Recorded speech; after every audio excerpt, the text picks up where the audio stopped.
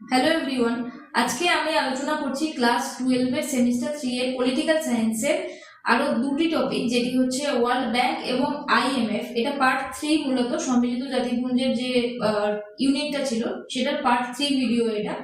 তো এই যে বিশ্ব ব্যাংক এবং আইএমএফ বা ইন্টারন্যাশনাল মনিটারি ফান্ড বা আন্তর্জাতিক মুদ্রা তহবিল, এই দুটো সংস্থা আসার মূল উদ্দেশ্য কি ছিল? এই দুটো সংস্থার আসার মূল উদ্দেশ্য ছিল, যখন দ্বিতীয় বিশ্বযুদ্ধের পরবর্তী যে টাইমটা, সেই টাইমে যেভাবে প্রত্যেকটি দেশ ভয়াবহভাবে অর্থনৈতিকভাবে ক্ষতিগ্রস্ত হচ্ছে, তো এই দেশগুলো এই যে সংস্থাগুলো কি করছে, তাদেরকে, যারা হচ্ছে নিউলি ইন্ডিপেন্ডেন্ট কান্ট্রি বা সদ্য স্বাধীন দেশ, তারা কিভাবে হয়েছে, দ্বিতীয় বিশ্বযুদ্ধের বিশ্বের তো বড় বড় দেশগুলো সব নিজেদেরকে অর্থনৈতিক ভাবে, সামরিক ভাবে, সবকিছু ভাবে হচ্ছে নিজেদেরকে আঘাত করেই ফেলেছে। কিন্তু তারা, যারা বিশ্বের বড় বড় দেশ, তারা হচ্ছে এই যে সদ্য স্বাধীনতা পাওয়া দেশগুলোর উপরে এতদিন অত্যাচার করে এসেছে। তাই এই অত্যাচার থেকে মুক্তি এবং দ্বিতীয় বিশ্বযুদ্ধে তাদেরও যে ক্ষয়ক্ষতি, সেগুলোকে প্রতিরোধ করার জন্য, সেগুলোকে মেটানোর জন্য এই ধরনের টাকা পয়সা মূলক যে সংস্থাগুলো আছে সেগুলো এনেছে। তো বিশ্ব ব্যাংক একটা, তার মধ্যে অর্গানাইজেশন, এবং আর একটা আইএমএফ বা ইন্টারন্যাশনাল মনিটারি ফান্ড, তার মধ্যে আর একটা অর্গানাইজেশন। এই যে প্রতিষ্ঠা হয়েছিল, এটা 1944 সালে। 1945 সালে দ্বিতীয় বিশ্বযুদ্ধ শেষ হয়েছিল। এর আগেই হচ্ছে এরা ভেবে নিয়েছিল যে এমন একটা অর্গানাইজেশন বানাই, কারণ এরপরে তো হচ্ছে আমাদেরকে পথে বসতে হবে। আমাদেরকে যদি আন্তর্জাতিকভাবে যদি কোনো সম্মিলিত প্রচেষ্টার মাধ্যমে যদি না আমাদেরকে উন্নতি ঘটানো যায়, তাহলে কোনোভাবেই হচ্ছে আমরা হতে পারবো না, ঠিকভাবে চলতে পারবো না, একটা দেশ হিসেবে পরিচিতি দিতে পারবো না। এর সদর দপ্তর কোথায় ছিল? ইউএসএ তে, ওয়াশিংটন ডিসি। এর মূল লক্ষ্য দারিদ্র বিমোচন এবং উন্নয়ন। মূলত এই যে ব্যাংকের বা এই যে টাকা পয়সার বিষয়গুলো, এগুলো মূলত এসেছিল যে উন্নয়নশীল দেশের যাতে উন্নতি করা যায় সেইগুলোর লক্ষ্যে।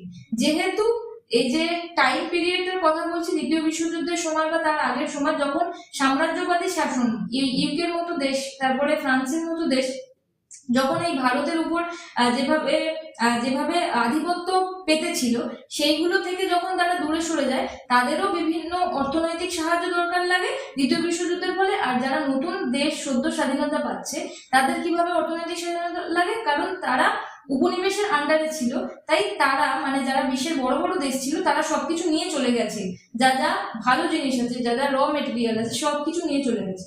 তাই যারা নতুন করে স্বাধীনতা পাচ্ছে, তাদের যাতে উন্নতি হয়, তাদের যাতে উন্নয়ন ঘটানো যায়, তার লক্ষ্যের মানে বাস্তবায়নের জন্যই হচ্ছে এই যে বিশ্ব ব্যাংক এসেছিল।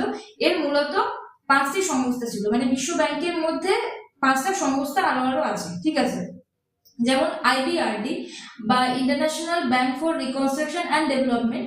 এটা কি করে? উন্নয়নশীল দেশে, মানে ডেভেলপিং কান্ট্রিদের, মানে ইন্ডিয়া, বাংলাদেশ, পাকিস্তান, তারপরে হচ্ছে শ্রীলঙ্কা, মানে এশিয়ার যে সমস্ত দেশ আছে, যারা 1944-45-এর পরে স্বাধীনতা পেয়েছে, তাদের দেশে ঋণ প্রদান করা, ঠিক আছে? তারপরে হচ্ছে আইডিএ। তার এই যে আইডিএ, এটার কাজ কি? এটা অতি দরিদ্র দেশে সুদ মুক্ত ঋণ। সুদ মুক্ত মানে কি? এখানে এরা যদি ঋণ দেয়, তাহলে এদেরকে কোনো ইন্টারেস্ট পে করতে হবে না।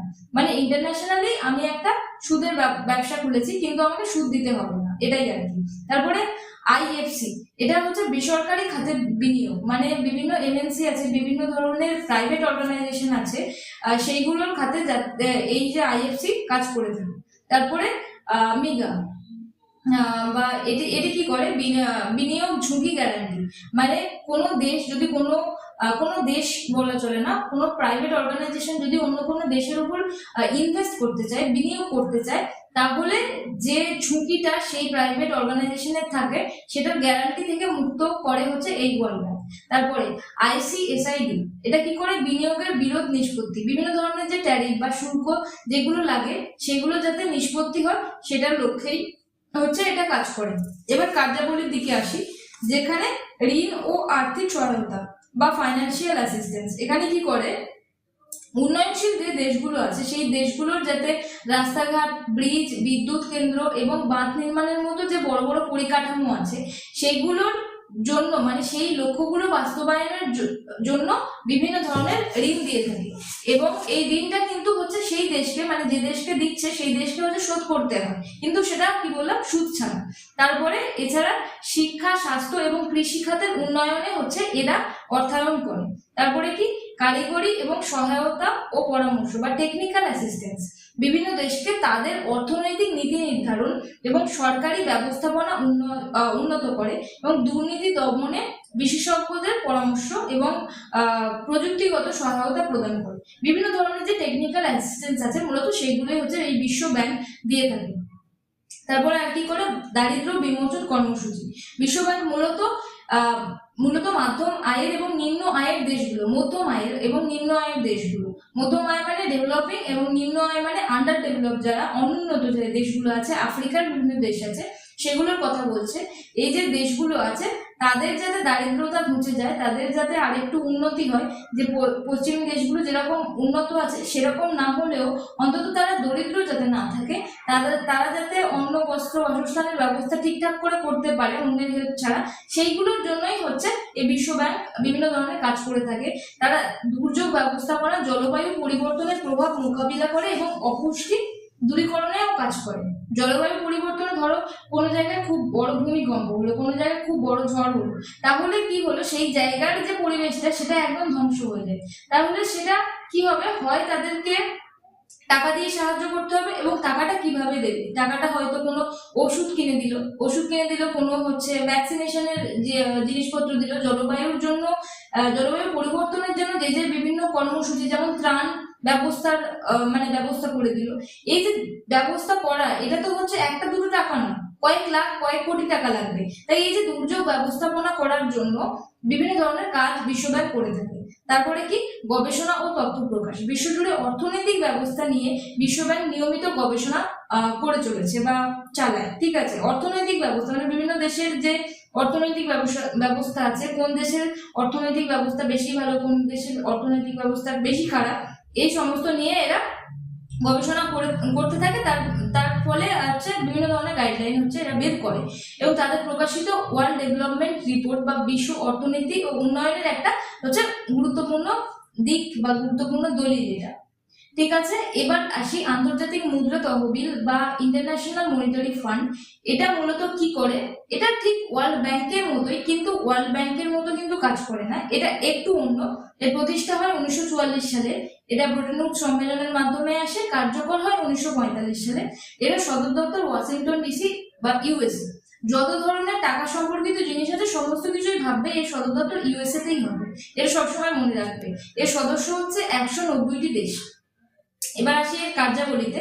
অর্থনৈতিক পর্যবেক্ষণ, বললাম না যে ওয়ার্ল্ড ব্যাংকের থেকে এর কাজগুলো হচ্ছে একটু আলাদা, তাই এই অর্থনৈতিক পর্যবেক্ষণ মানে কি, আইএমএফ বা ইন্টারন্যাশনাল মনিটারি ফান্ড কি করে, এই যে 190টা দেশ এর আন্ডারে আছে, কেন 190টা, সম্মিলিত জাতিপুঞ্জে কিন্তু 193টা দেশ ছিল। 190টা কেন, কারণ আর 2-3টে দেশ যোগদান করেনি বা দেশ হয়ে ওঠেনি, বা তারা খুব ছোট ছোট, তারা যোগদান করতে চায়নি। তাদের ইচ্ছা, তাদের ব্যক্তিগত ইচ্ছা সেই দেশ যোগদান করবে কিনা এই ইন্টারন্যাশনাল অর্গানাইজেশনে। তাই 190টি দেশের অর্থনৈতিক এবং আর্থিক নীতি পর্যবেক্ষণ করা, মানে এ হচ্ছে ওপর দিয়ে দেখে মূলত বড় দাদার মতো, যে তাদের দেশে টাকা পয়সা ঠিকঠাক আছে না, মূলত এটাই হচ্ছে এর কাজ। কোনো দেশের অর্থনীতিতে সংকট আসার সম্ভাবনা থাকলে তারা আগেই হচ্ছে সতর্ক করে সেই দেশকে, এবং সেই দেশকে সঠিক নীতি গ্রহণের পরামর্শ দেয়। তারপর কি করে, ঋণ সহায়তা। ঋণ মানে কোনো দেশকে হচ্ছে দেয়, মানে ধার দেয় আর কি।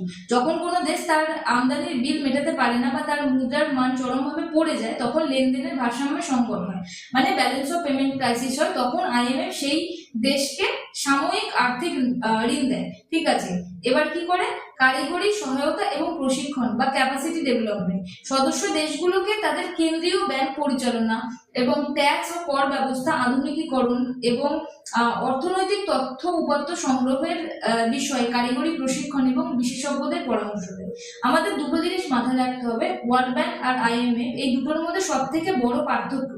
ওয়ার্ল্ড ব্যাংক যেখানে বিভিন্ন ধরনের এমন ধরনের কাজ করে থাকে যেগুলো বিভিন্ন ধরনের সহায়তা করে, কিন্তু আইএমএফ এর যে কাজটা সেটা হচ্ছে অন্য দেশকে করা, অন্য দেশকে হচ্ছে লোন দেওয়া। মূলত এই লোন দেওয়ার মাধ্যমে এই লোনটা কিন্তু যে দেশকে দিচ্ছে সেই দেশকে শোধ করতে হবে, অবশ্যই শোধ করতে হবে। এবং ভারতও 1991 সালে আইএমএফ এর থেকে লোন নিয়েছিল, যার জন্য আমরা আজকে ওই এলপিজি বা লিবারালাইজেশন, প্রাইভেটাইজেশন, গ্লোবালাইজেশন বা বিশ্বায়ন, তারপরে কি বলবো, গ্লোবালাইজেশন মানে বিষয়, লিবারালাইজেশন মানে উদারীকরণ, এবং প্রাইভেটাইজেশন মানে বেসরকারীকরণ, এই সমস্ত জিনিসগুলো যেগুলো হয়েছিল সেগুলো কিন্তু আইএমএফ এর দ্বারা। তো আইএমএফ যাদের দেশকে বা যে দেশকে লোন দেবে তারও কিছু কিন্তু গাইডলাইন থাকে, বা তার সেই দেশকে শুধুমাত্র টাকা দেবে এটা নয়, সঙ্গে সঙ্গে সেই দেশকেও কিছু না কিছু কন্ট্রিবিউট করতে হবে।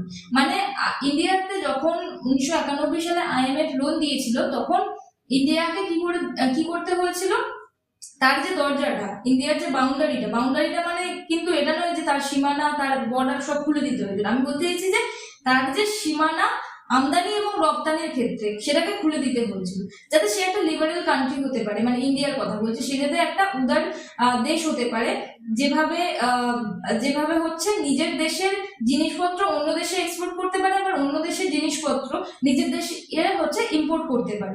এইভাবে একটা বিশ্বায়ন ব্যবস্থা, এইভাবে একটা একে অপরের সঙ্গে আদান প্রদানমূলক এই যে ব্যবস্থা, এইগুলো হচ্ছে এর মানে আইএমএফ এর ক্রাইটেরিয়া থাকে। তো এই ছিল হচ্ছে আজকের ভিডিও, আইএমএফ এবং ওয়ার্ল্ড ব্যাংক।